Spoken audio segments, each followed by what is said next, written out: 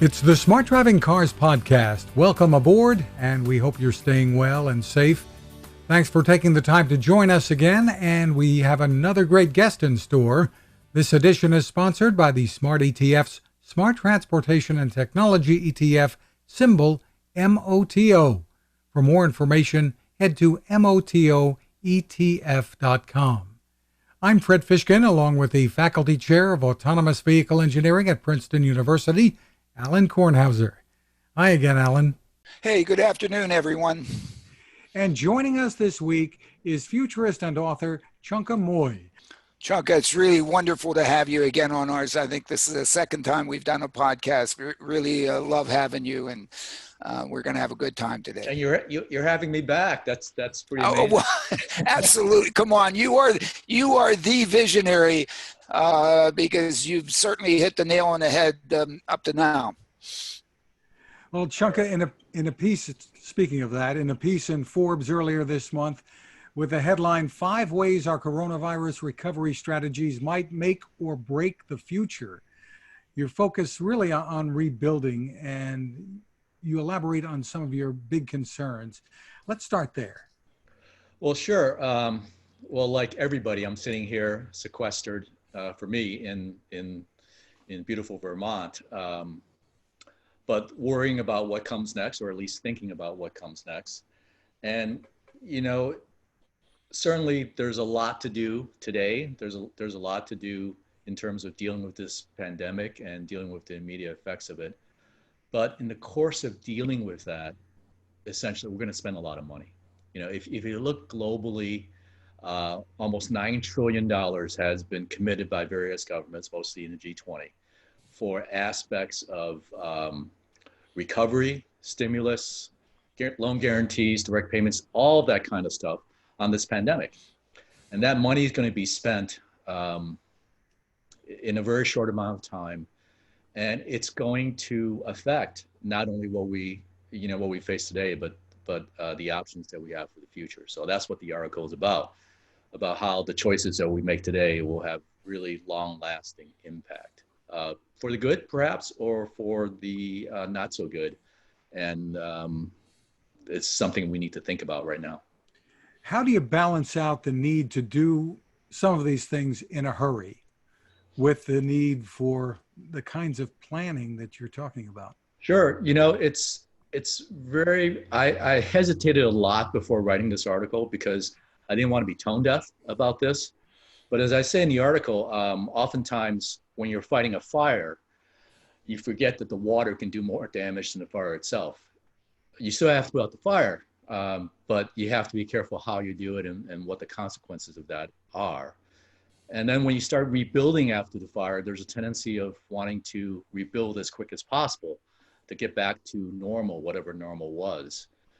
So in the midst of that, it's very easy for people to say, don't bother me with the future, I'm worried about now. But the fact of the matter is that the future is based upon what we do now. Yeah, this is a really tough one because of exactly for the way that you put it, that in fact the cure may be worse than the disease in some parts or some aspects of it, and we certainly need to be very careful with what we do, and hurrying may not be the right thing to do right now. Why? Because the future is for a very long time. Right. The current is fleeting, and so therefore, and with this, in some sense, this is an opportunity to maybe take a deep breath and take a look at, okay, what can we also fix while we're doing this? Which I think a lot of companies are actually doing right now with this.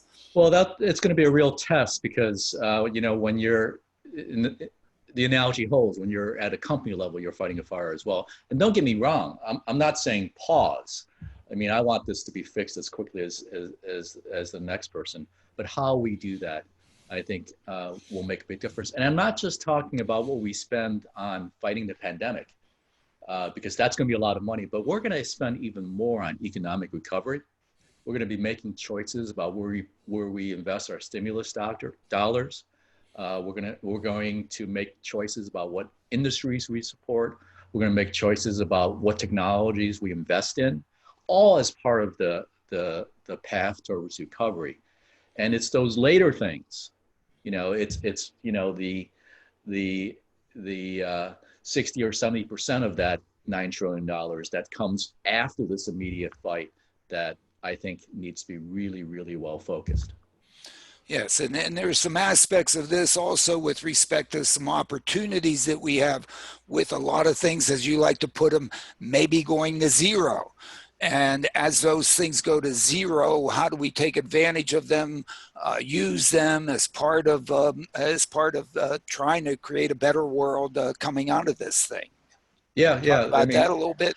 Well, certainly, I'm sure we'll spend a lot of time talking about that. But the backdrop, the context for what concerns me is that everybody on your show knows that we have these rapid acceleration trends in technology, and and we can go over those in detail, but they're really well understood. All the information technology things and the things that stem from that, and energy and water and transportation.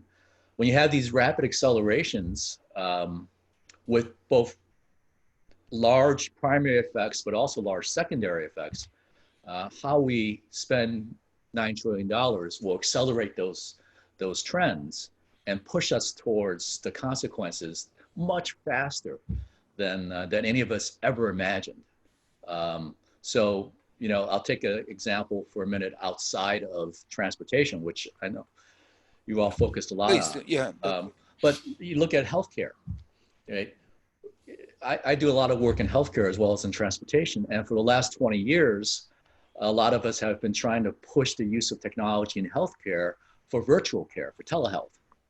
And for a lot of good reasons and some not so good ones, that's been very slow and progressing, right? There are a lot of issues around how you provision telehealth in the context of healthcare delivery services, and it's moved very slowly. Overnight in this pandemic, literally overnight, we went from not knowing what to do about telehealth to every physician practice in the country adopting it, if they could. Sometimes they couldn't because the load was too large. So all those important issues that we thought were relevant and slowed us down all went away. So now we're left in the position not of understanding how to accelerate or dealing with how to accelerate telehealth into healthcare delivery services. We're left in a situation of, well, how do we deal with the secondary effects of this rapid adoption? Perhaps much faster adoption than we otherwise would have if it weren't for the emergency. All right, so we suddenly went from really slow to really fast, and now we have to sort out the consequences of that. Right, and see how we take the maximum advantage of that and avoid the pitfalls that it might bring, which is sort of the fundamental. But in some sense, this is a real opportunity, I think, within the healthcare system also. We might think we have great information systems, but my goodness, in the early part of this thing, didn't seem like people knew what was going on, or maybe because everybody was using basically this as an excuse to do something of whatever their agenda happened to be. They were biasing the data this way or that way or whatever and so on. And so really, in some sense, our information systems need to be looked at as to how they didn't quite work so well. How can they work better? And we had two issues in healthcare, which I think generalized to every industry. One was that for a lot of reasons, the data was awful. All right, so healthcare systems work in silos, magnified by privacy concerns. Magnified by privacy concerns, right? I mean appropriately, right? Because that was misused in the past. Right, but also magnified by parochial business interests. Right. Right. So we work in silos because we actually operate in silos. So when it came to something as simple as how do we aggregate all this testing data on this coronavirus testing data, we actually couldn't do that. In the early days of testing, half of the tests came in without essentially contact tracing information. So it took a long time to figure out the results. And by the time we figured it out, we couldn't actually tell where the people were anymore. Right, so that's one issue. We couldn't do simple things like load balance hospital capacity. We couldn't figure out, exactly how many beds there were and who had what supplies. And all of the national pandemic preparedness plans assumed that we would be able to shift resources to where we needed them. But suddenly we weren't able to do that. So that's one problem in healthcare. The second problem in healthcare that we've heard constantly about was that we had a system that was optimized. The supply chains were optimized to minimize inventory. So suddenly, we went from needing this much in terms of equipment of all various types to this much. And the supply chains were so optimized that you couldn't actually get the equipment anymore. Nobody was holding it. Nobody was making it to the levels that we needed, and there was no surge capacity. So we were optimized. Some countries allegedly were hoarding as well. But the thing is, every country was hoarding, right? To a certain extent, just like every hospital system was hoarding. When the stuff hit the fan in New York, all the hospital systems other than New York were saying, well, I could send ventilators, but I don't know when I'm going to need them myself. And you had an iteration of that, not because people didn't want to help, but because, we didn't have the management systems to allow us to help even when we were willing to, right? So I think as we look at the logistics system, which gets us a little bit back towards the transportation side, absolutely, what we did a really good job up to this point in time was to optimize that sucker so that it operated with minimum cost. Right. And yet resilience was thrown out the window. Oh, right. All of a sudden, when you then face that the cost is not just what it's going to cost you to transport something or to hold something, but in fact has a secondary effect associated with quality of life and life itself. All of a sudden, this other term wasn't accounted for, and the resilience aspect wasn't there. So we really have to kind of rethink how to optimize. The objective function needs to have this resilience term put back into it, because just dealing with dollars and cents, in some, it's kind of good how well it could have worked a whole hell of a lot worse. Yeah. But it could have worked a whole heck of a lot better. Well, this is an issue that you know better than I mean, in the sense that we had optimization functions that were really locally focused, right? With no systemic view, It didn't take into account some of these other things. Right. Figured, let somebody else worry about that sucker. I just got to worry about the dollars and cents that go through my particular thing, and I'm going to optimize that. All of a sudden, we found ourselves in real trouble. Right. So if your frame of reference is short, right. If your frame of reference is short and you optimize one way, if you're willing to expand that and accept the inefficiencies for expanding, then you're going to optimize another way. Right. And that's actually some of the key decisions we have to make as we spend these dollars. What's the frame of reference? Right. And how do we come out of this to try to basically build a better system that is better able to respond to not necessarily another pandemic, but another thing that might cause such a disruption to everybody. A question I'd like to ask you that was triggered by your article. Apparently, 2% of the population is required to produce the food to feed the 7 billion, give or take. If it only takes that much, why isn't that all just taken care of?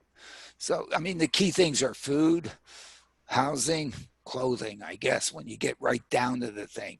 And it seems that basically in your sort of zero rush to zeros or trends towards zeros, it really seems that of the things that we need for basic survival so that we don't go out there and riot, I guess, or just go completely undone, can be done with very little part of this economy, very little part of this 9 trillion that you talk about. Any thoughts about how to go forward out of that with respect to those realizations? I think in general, we have to make some hard choices from a societal standpoint. We have to understand where we're willing to invest in capacity. We have to ask ourselves where we're willing to invest into these kinds of core capabilities that you want, and recognize that while I'm a capitalist, the sort of the locus of control or the focus you have when you're talking about capitalism matters a lot, right? So, are you going to optimize the food system, to have this kind of larger capacity you're talking about, to have the basic safety net, or do you let the short-term market system, guide that? Where does the invisible hand come into play? But there are those big questions like that we have to ask ourselves, but there are actually a lot of simpler questions that we can ask ourselves and probably agree are worthwhile addressing that fall short of fundamental political decisions. I'll give you an example. So you mentioned before future pandemic preparedness. Now, we know scientifically that there's another pandemic out there, right? The last one was 10 years ago. The next one could be 20 years from now. It could be 5 years from now. We don't know. When SARS happened, I write about this in one of my articles. We had a surge of research going into SARS because there was a worry that it was going to be this large pandemic. Fortunately or unfortunately, depending on how you look at it, SARS was so bad that it killed off all the people that got it before they could spread the disease. That's not funny. I'm sorry. But it's ironic. It's ironic, right? With the coronavirus, we have this long incubation period. SARS, you just got it, and you could be identified, and you died, right? So the spread with the R0 was low. But as soon as SARS was over, all that research into coronaviruses and virus pandemics, it dried up. Not because we didn't have a whole lot of people saying, hey, look, this was not a one-off instance, this is a pattern. It dried up, and our short-term nature says to us, well, that's a long-term problem now, we'll let somebody else worry about that. So I asked a really simple question in one of my articles that said, okay, for every stimulus dollar that we invest in terms of recovery, what if we took 2% of that and invested in the science around pandemic preparedness for the future?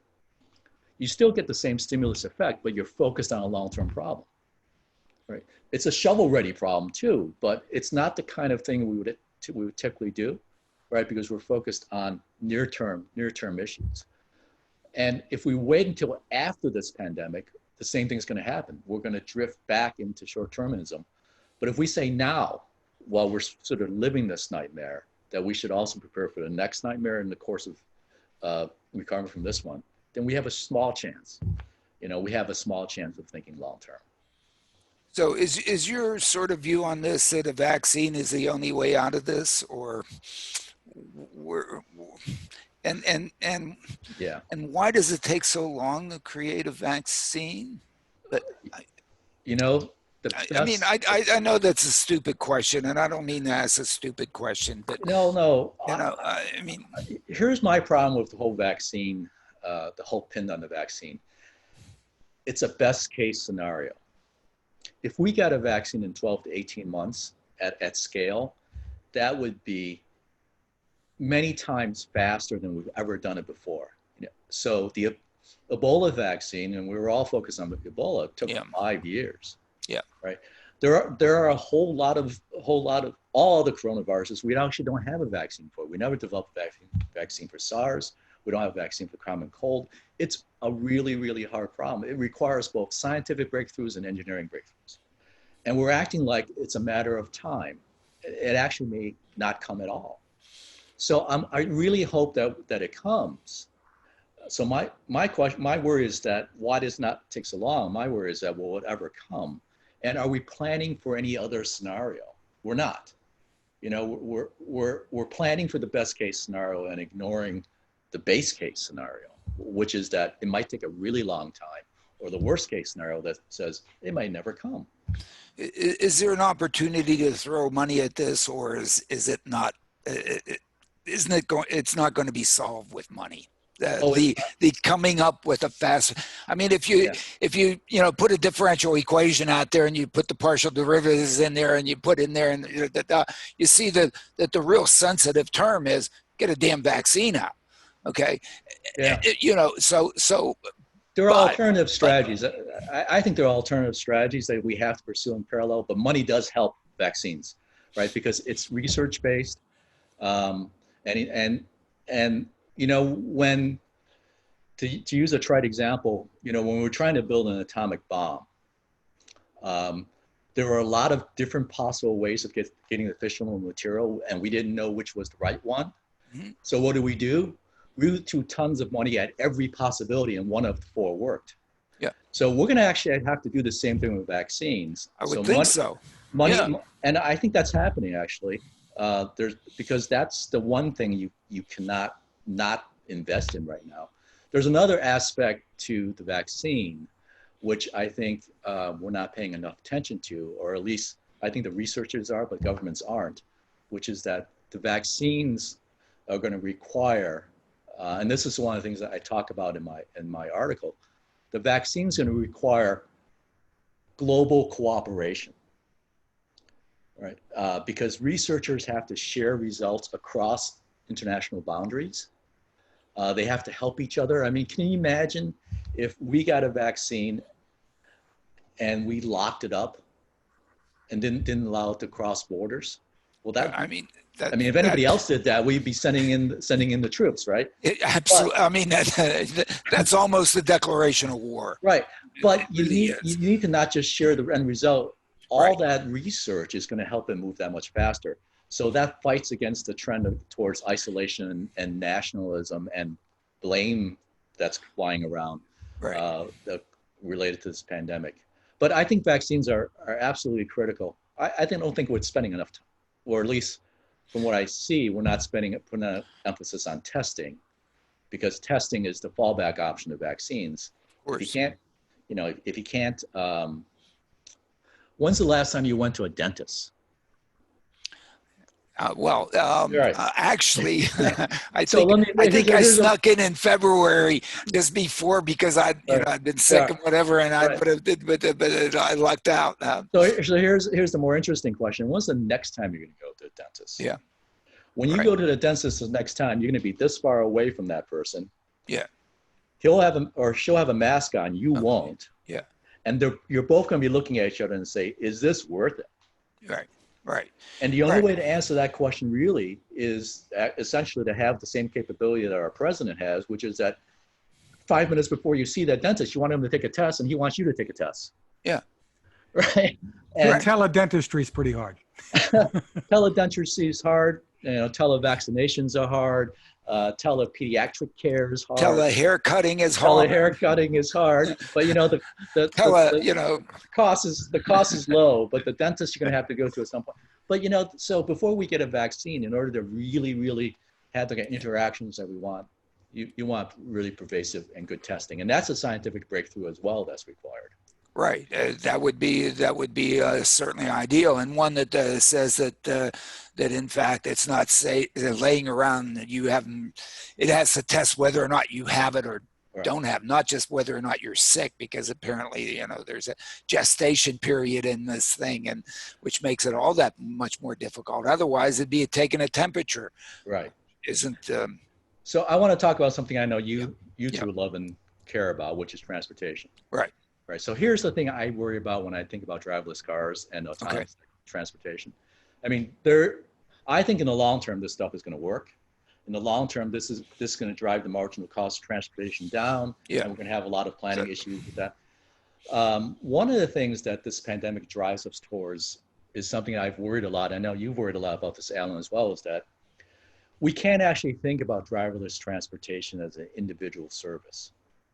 Right. We have to think about it. You have to share a ride. You have to share a ride. Otherwise, we're going to have this massive, increase in traffic and utilization and congestion, all this kind of stuff. Who the hell wants to share a ride? Right. Do you think it's a long-term issue here? There are some people who think that just the way people are now, when you open up beaches, all of a sudden you see, in some areas at least, crowds of people paying no attention to social distancing at all anymore. Do you really think that people are going to be that concerned long term? It depends on where this pandemic goes. Right. Does this pandemic, this coronavirus, get solved through testing and vaccines, or does it become endemic, right, in the population, and we're going to be worrying about, who we're next to for a really long time. Yeah. And even if it becomes, even if it becomes technically solvable, do we have enough fear that we say it's not worth it? Right. So if I can get a driverless car for 50 cents a mile, or even 25 cents a mile, or share one for 5 cents a mile, well, my fear may take me to the more expensive option because it's cheap enough. Yeah, yeah. So in the short term, what does that mean for where we invest the dollars in transportation, in autonomous vehicle research and development, and in the long term, what does that mean for the product? And I worry a lot about that. GM was focused on shared. Right before the pandemic, they were showing their new models of shared vehicles and all that kind of stuff. I can't imagine they're spending much time on that right now. They might be. No. Their old business model is sort of perfect for this pandemic. It was almost made for them. I'd hate to say that, because all of a sudden you want your personal vehicle, it's yours. You keep it, you shine it, you insure it. You do. It's yours. The idea of even shared vehicles, forget shared rides, all of a sudden, the zip car concept dies. Look at what's happened to Hertz. Nobody wants to go out and rent a car that somebody else has been using. I mean, these things now have cooties in them, and my goodness, if they have cooties, I don't know. Maybe that's just because I'm so old. Maybe the other people don't understand cooties, right. But whatever. When I grew up, that, right? You didn't want to get near anybody that had cooties. But we're certainly in a case where this pandemic has thrown a loop in the technology that you guys cover. Yeah. Both in the research, development, and what the eventual business models will be in the short term. And there's a lot more uncertainty. I mean, there was a lot of uncertainty to begin with. Right. But there's a lot more uncertainty now. Though, on the flip side, it probably enhances the interest in the technology for freight and trucks, and so it may. For that business, it's for the home delivery, for all that sort of stuff, it's actually perfect, and is the real thrust. I mean, this week is maybe Amazon is looking at Zoox. I mean, Amazon has to be working on this. Look, Bezos Absolutely. Is making money on free delivery, and his opportunity to get to free delivery is through this. And if the roads aren't being used by us, why not use them to deliver this stuff to our door? The dinners, the food, whatever. I mean, it's made perfect. I look at it. Of course, I have to look for the silver lining. The way I look at the silver lining, it takes a lot of the pressure off the people to get it out soon, and therefore the biggest hurdle that one always had was to get it out too early, such that you have more Elaine Herzbergs or whatever crashes. You can't do that. This stuff really has to work, and right. If we can get it to work to move stuff, mm-hmm. that we really in some sense don't care if it crashes. Of course we do, but right. Or we've also talked about the opportunities in technology for sanitizing vehicles of all kinds, and the opportunities that are wide open. Making compartments in there. There's opportunities. I think if we go back 30 years, did we really think that they would put airbags all throughout the car that would right. basically make this into pillows when we crash? And so the technology went in there to do that and do that. I think we can get into the situation of cleaning it. And if we have the testing of the individuals, I hate the term social distancing. Why isn't it called physical distancing? The problem with social distancing is it tells us that we shouldn't even socialize. We shouldn't right. get together right. with our neighbors. Right. Even if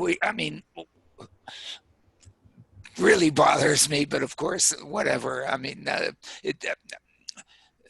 but the physical distancing, we can handle that in maybe various ways to create compartments and so on and so forth. Maybe it's kludgy and so on.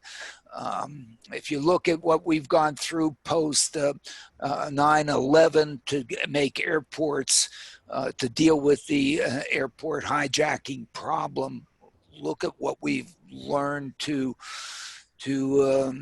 put up with, and still have that grow to, extreme heights. Now this lack of socialization that is implied by the social distancing is the thing to me that really hurts. I think we can deal with the physical.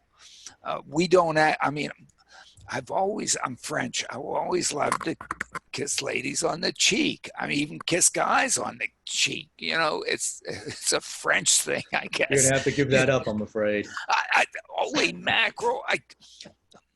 Okay, I can clean it up, and we don't need to shake hands, and we can do some other things. But and I guess I'll learn to love it also. But we don't yet know what the impact all this. I mean, it depends on a lot of factors that haven't played out yet. But the whole notion of consumer behavior, consumer preference. I mean, who wants to get on a subway right now, or who wants to get on a plane? So there's, in transportation, we essentially have this massive influx of new forces, right? New issues that's gonna force. Unfortunately, it's gonna force a sorting out, right? At every level. Who wants to live in a high rise? Yeah, who wants to live in a high rise? Right. And if we don't have high rises, then what happened to our smart city things that everybody was all, we have to have smart cities. What did China just build over the past, 15 years? Half of their population or something like that is now in towers. Right. Well, we also have to think about the divided population here, because a lot of people don't have the concerns that half the people or more do. So how that shakes out, how we socialize with each other in that environment is a pretty tough nut to crack.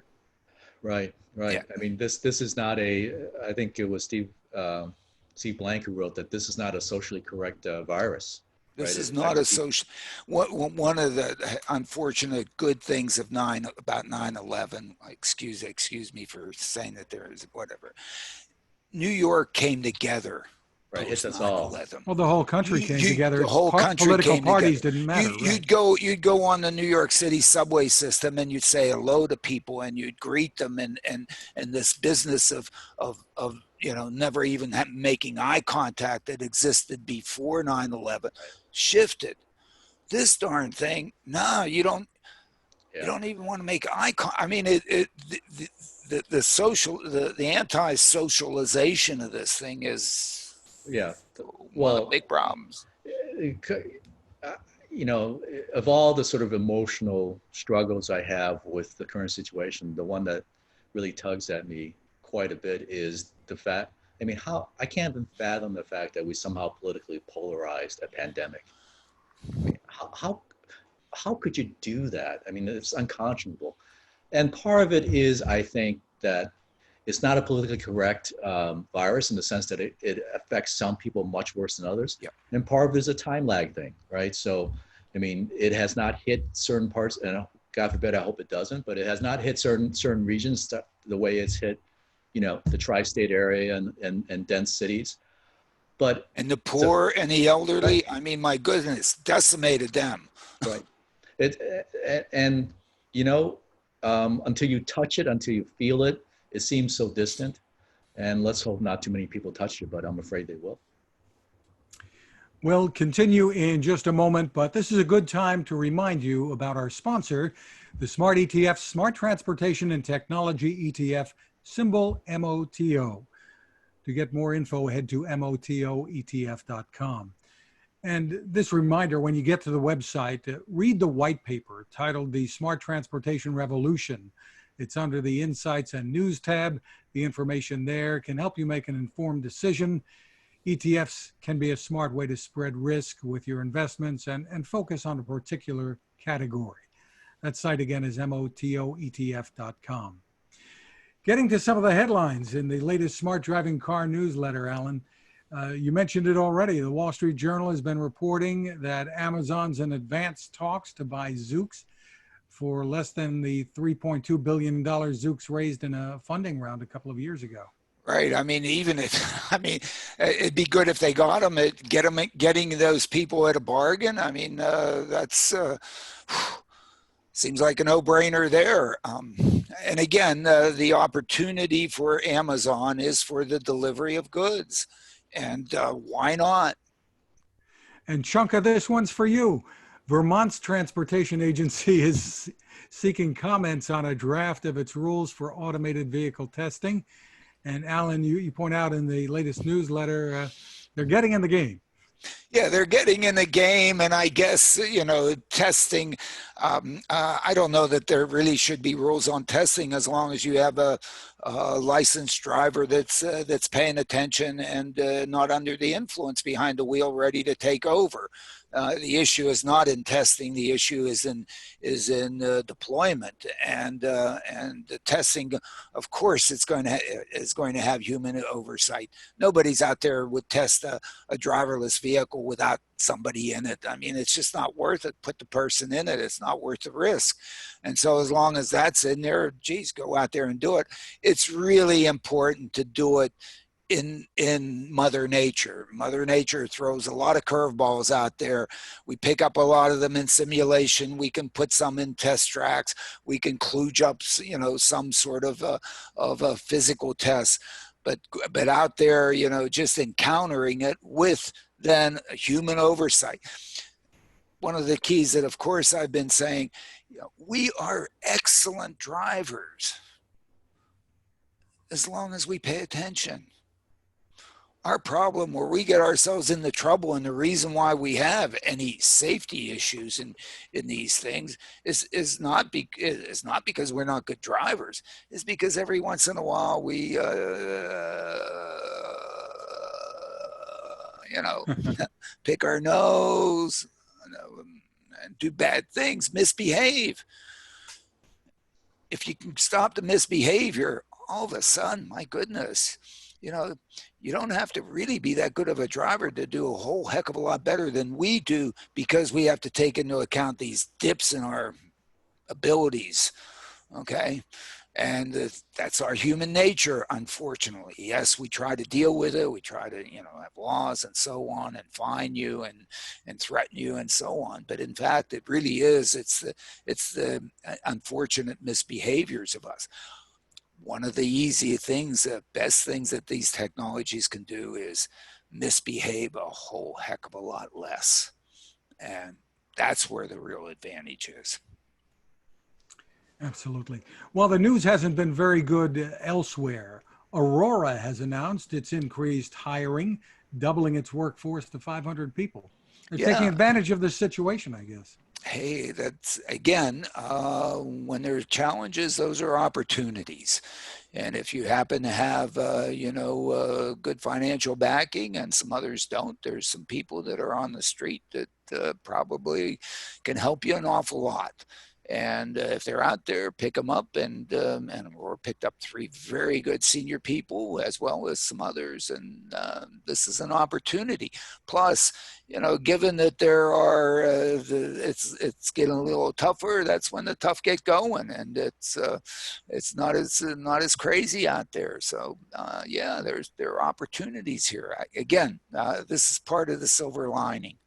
Sounds like you've got your coaching hat on now. Yeah, I mean, I look at some of my students. I mean, some of the, you know, they've had to go home, but those that are sitting there coding, man, they've just had to, whoa, it's amazing how much coding they've done, you know. They can do that remotely.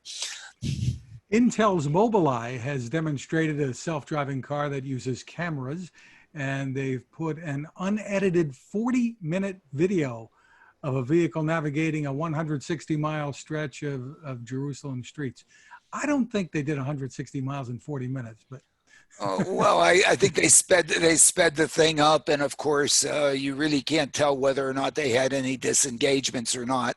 Hopefully, they didn't have any disengagements in that, and even no disengagements in 160 miles is no big feat. And I think that what the article also has is it has some back of the envelope. Numbers out there to really look at what you need to be able to do to be able to scale this. To me, those are that's the important contribution of what's there. I sort of like back of the envelope numbers just to make sure, if we're not in the right order of magnitude in these things, then we have a whole heck of a lot of work to do, and being in the right order of magnitude is really important. We can get to the fundamental details, put some more decimal places on top of it, but we first have to get in the right ballpark. While we wait for Elon Musk to hopefully launch a couple of astronauts into space this weekend after the scrubbed launch yesterday. Oh, 2.5 hours yesterday watching that thing. I was just asking myself, how do you put yourself on a launch window that you have to match precisely without the opportunity to have some slack in it? Talk about, painting yourself in a corner. I mean, who picked that launch window? Well, never mind. The weather did not cooperate, and well, I mean, it looks like either Saturday or Sunday. If the weather right, doesn't and so on. But my goodness, yes, I understand that you have to match orbits, and you have to, they're in different inclinations. But it's only a little bit of energy and so on. I was just surprised. I've been watching launches since the Vanguards used to blow up on my TV when I was in either high school or whatever. And I did have the great opportunity to be at the Apollo 11 launch. I think that's the only live launch I've been to.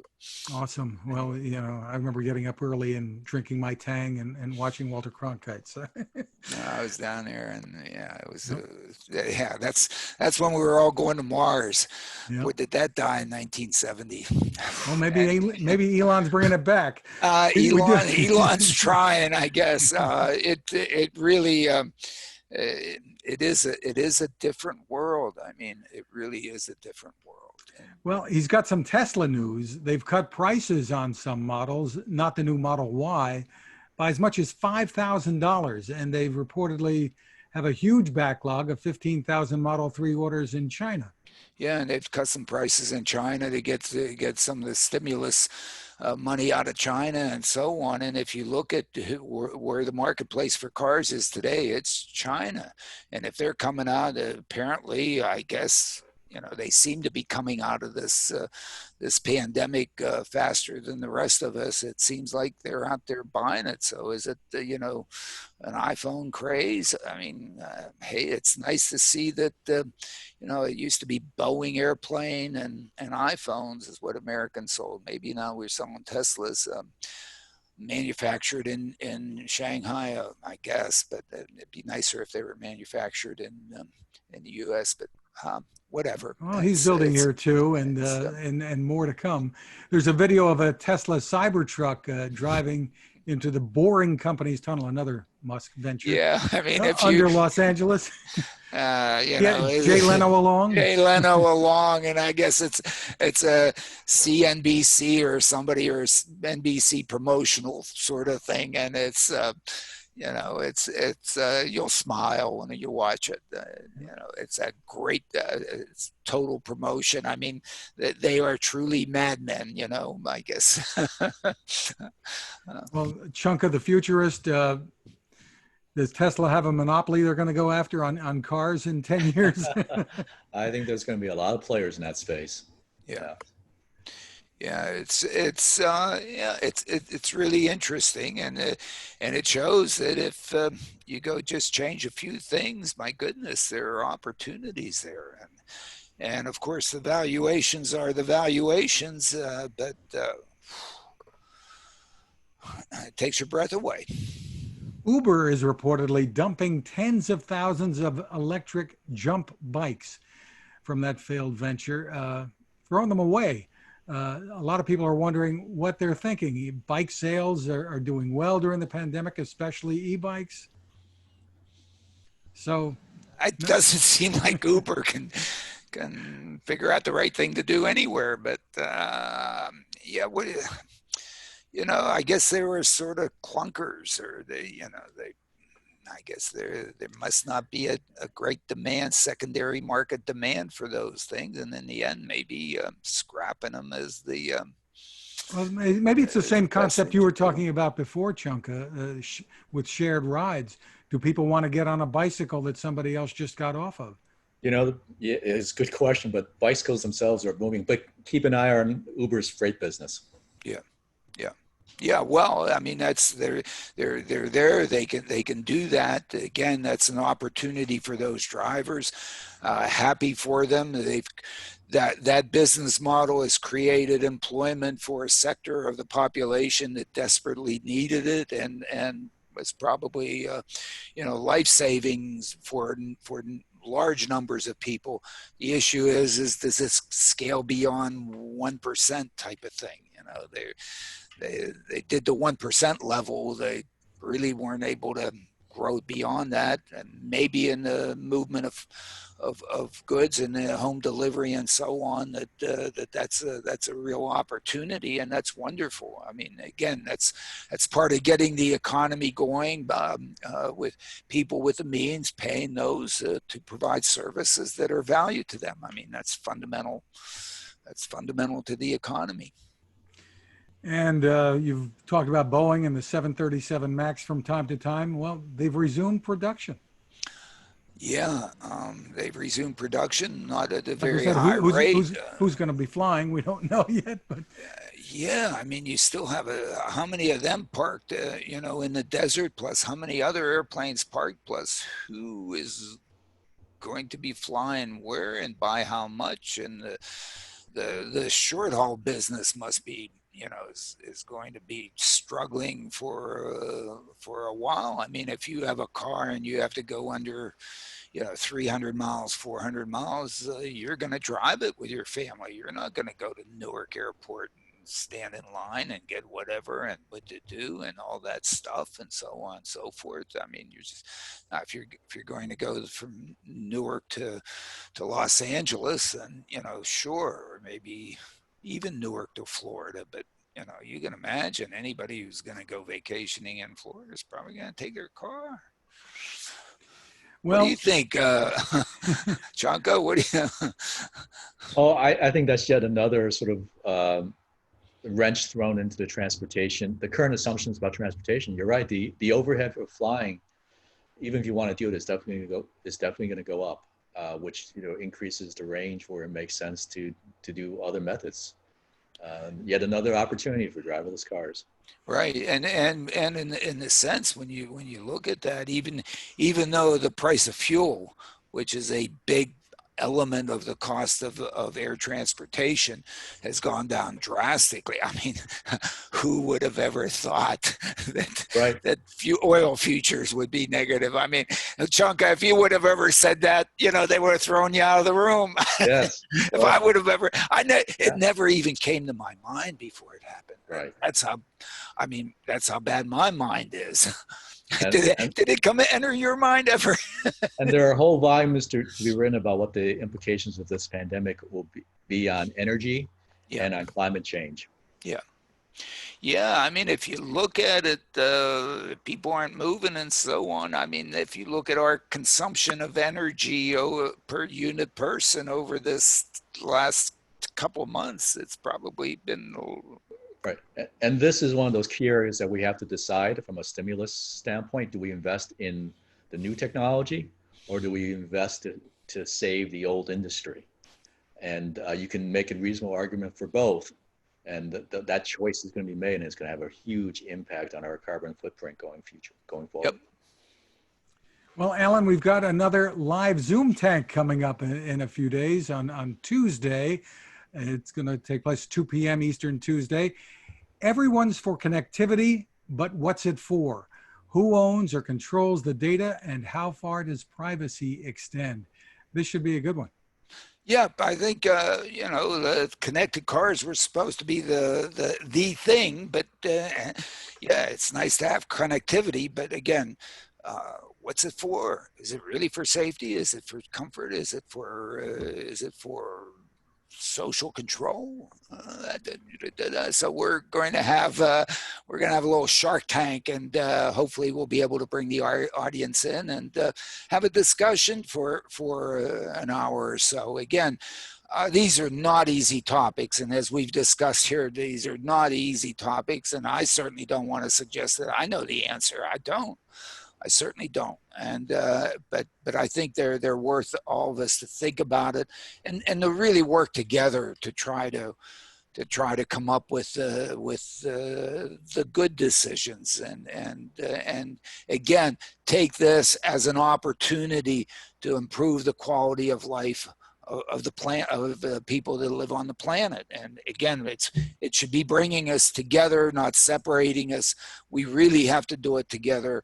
And in fact, doing it together, we can probably end up doing a heck of a lot better job than if we try to do it individually. And certainly we don't want to get the better solution and keep it from everybody else. I mean, really? Come on. I mean, what the heck? I think we were just talking about vaccines that way too. Yeah, no, absolutely. I mean, this is an opportunity to help others, and that's where we should be focused, and on how we can help others as well as ourselves. If you want to take part, you do need to register, and the place to do that is zoom-tank.com. That's going to do it for this edition. Thanks to our sponsor, the Smart ETF's Smart Transportation and Technology ETF. The ticker symbol for the ETF is MOTO. More information is at motoetf.com. We want to thank Chunka Moy for joining us again today. Really great, Chunka. Thanks for having me. Chunka, it's great having you. So it's wonderful to do this. I mean, it's nice. It's really nice that we have the opportunity to do this. I mean, absolutely. We're, knock on wood, very thankful for that, and hope certainly everybody else has the same opportunity that we have to sit here and basically pontificate or something and really think about these things. But it's worthwhile thinking about. Yeah, I know you're in Forbes, and people should look up that article, but where else can people go to follow what you're doing? Forbes is a great place. You can also just go to my website, chunkamoy.com. Yeah, and Chunka has some great books out there. And in fact, your writings at the beginning of the driverless, let's call it revolution, was really, really right on and wonderful lead to all that. So thank you. I love chatting with you. And the spelling is CHUNKAMUI. You can find us at smartdrivingcar.com, also on Anchor FM, Spotify, TuneIn, Apple, Google, Spreaker, SoundCloud, wherever you get your podcasts. You can get your smart speaker to play us too. You can find my tech reports at techstination.com. I'm Fred Fishkin along with Alan Kornhauser. Thank you for listening or watching, and stay safe. Stay safe, stay healthy, and physical distance.